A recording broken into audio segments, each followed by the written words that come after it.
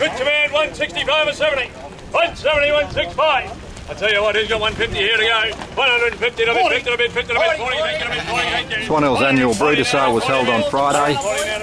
Peter Head joins me from the Associated Agents. Peter, a market was split in the ewe section where the plain-bodied sheep were desired and the wool cutters really struggled. It's quite evident those straighter type ewes that seems to be the trend at the moment, that people are certainly chasing for numerous reasons, and those wool cutters are just a little bit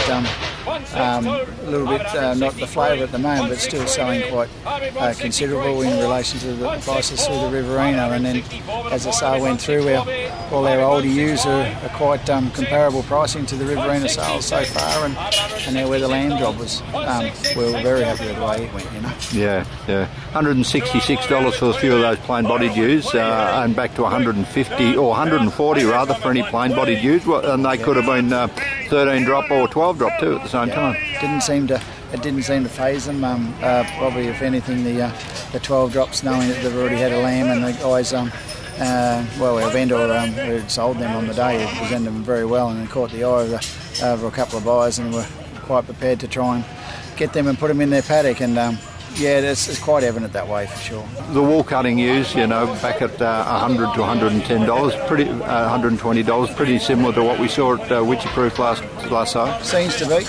That's what Witcherproof's done. They've had down the road, and then comparable to with our season as what it's gone. It just people are just a bit cagey in relation to that type of ewe on the female side. But then if you're going on the weather side of things, we had restockers here had good money for their older weathers, and those Pepin types they chased on the day. So, and like I say, those values are very comparable to a recent Riverina sale so far. Yeah, talking about the weather lambs, the Shorn lambs have made sort of $65 upwards to 88 or 86, and the woolly weathers have made, unshorns have made $75 range at the top end. Yeah. And obviously that being helped very much is that an abattoir being here putting a floor in it. We had a local butcher here on the Shorn lambs of the Tin lambs of Ron Hawes. It was the volume in those lambs that fella had them before, and that was our first pen of the day, and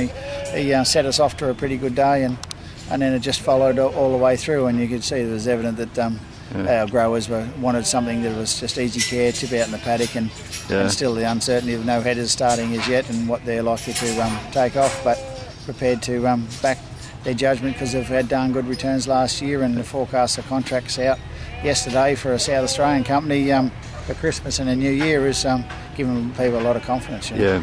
And there was one outstanding sale here of weather lambs here today at $93 for the Hackett Thistlebanks. Yeah, by far. These guys have had them years in, year out. They're quite fastidious on what they do with their product, and a lot of those lambs are twins, and they just people come back because they don't let them down. They perform for them, and those two people that had them knew the stock from years gone by, and had good returns from their weathers, and that's their program that they're in. And yeah, it was a few bragging rights there for that weather lamb job.